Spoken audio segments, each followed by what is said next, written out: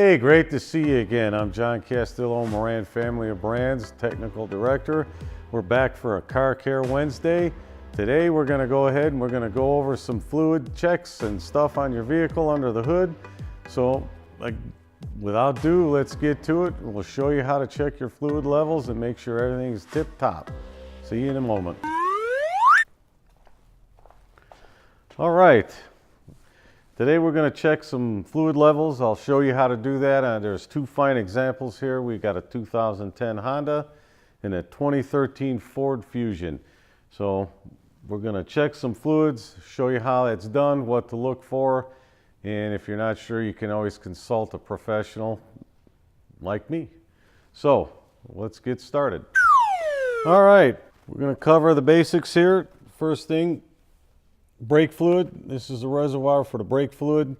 You can usually use the side. They're kind of opaque, but you can see the side where the level's at. Normally I don't like popping tops because the crud and everything can get down in there.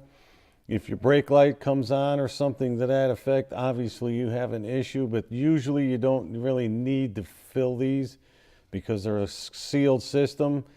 If you have a leak, that would be the only time you would need to top this fluid off. So, but up here on the driver's side up in front is usually where you'll find this.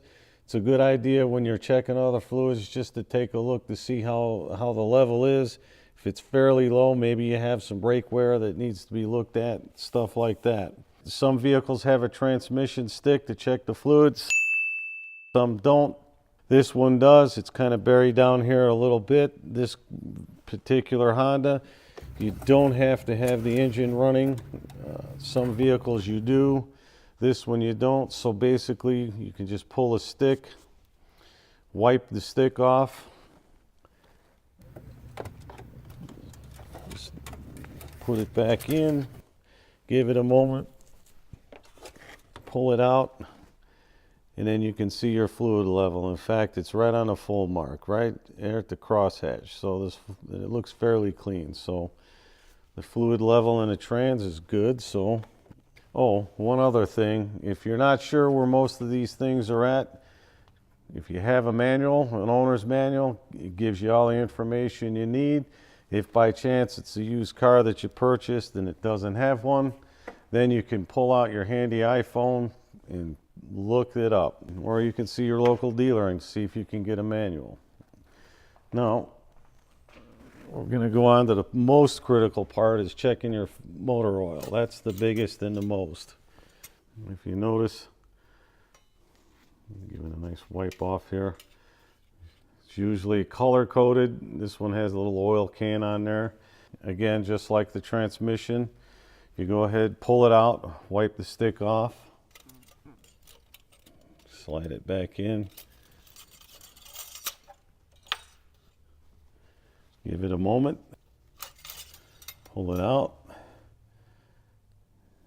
and it looks like we're low. You can see it here at the very end of the stick.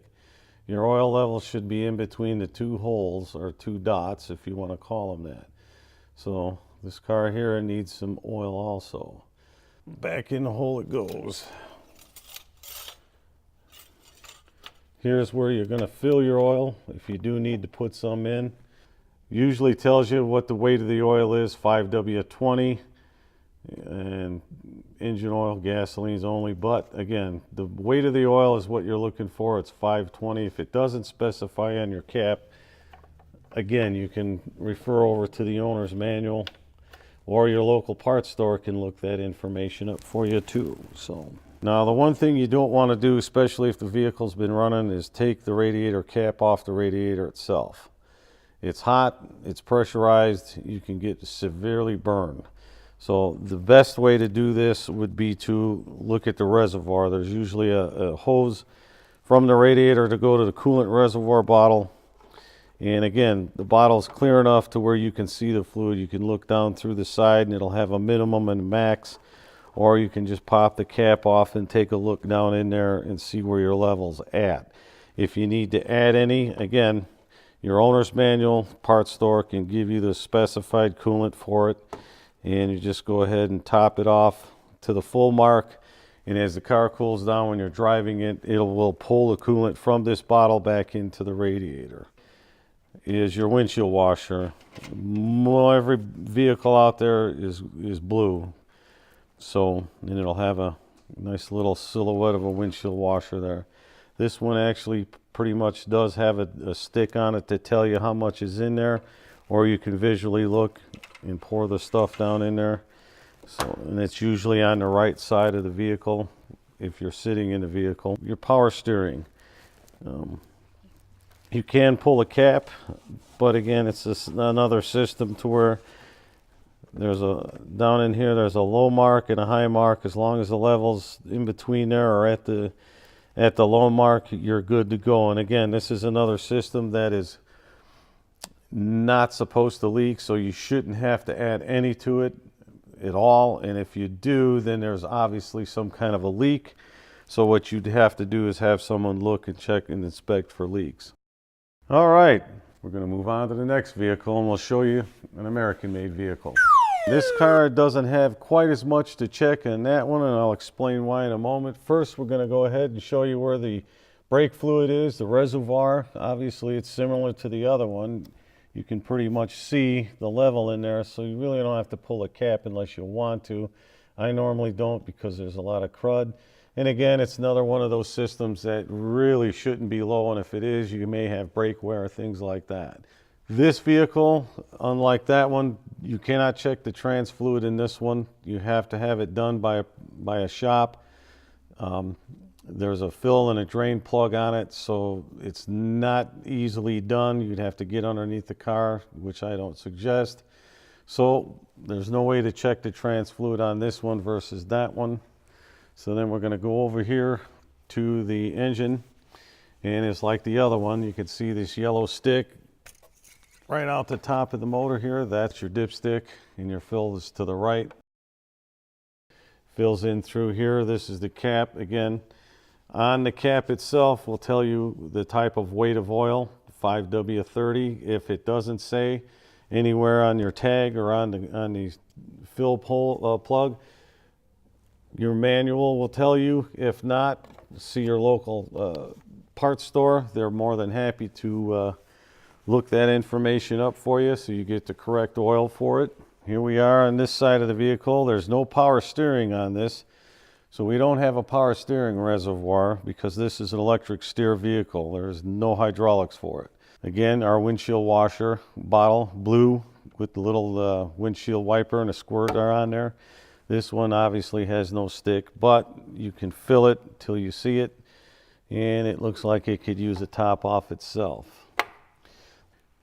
Coolant bottle for the engine. Now again, this typical setup does not have an actual radiator cap. It is actually the coolant bottle itself. And again, if you've been driving a vehicle and it's hot, do not open. As you can see here by the illustration on here, it's got a little red X, scald your hands. So this is hot. So what you can do though is on the side here it says max, and over here underneath it says minimum, and it looks to me like this is a bit low too. So you can see the orange line here, and it should be up about up under the max line here. So it's going to need some coolant as well. But I do not suggest filling it when it's hot, nor the Honda either. So you let them cool down before you actually put any coolant in them. So there you have it. That's how you check it. And again, if you feel that you got some kind of a leak or you're adding fluids when you don't think you should be or too often, again, have somebody check it. Mr. Transmission Multi-State Milex. They're there to help you out. Or if you want to just get a preliminary idea, slide the cardboard underneath it when you're done driving for the day and back the car out. Or if you just park in your driveway, back it up and look on the ground. If you see any signs of some kind of leakage, see the professionals as soon as possible. All right, it was a great time. I had a great time. Hope you learned something. At least you can get out there and check your fluids. Make sure you don't have any issues, leaks or otherwise. You don't want an expensive repair bill. So again, thanks for joining me today. If you do have any issues, seek out the professionals at Mr. Transmission Multi-State and Milex. Oh, And not forget, if you have any questions, comments, see the contact info below. Tell me what you like, what you didn't like, if you like it at all. Again, see the contact information below. Can't wait to hear from you. Again, have a great day and we'll see you next time.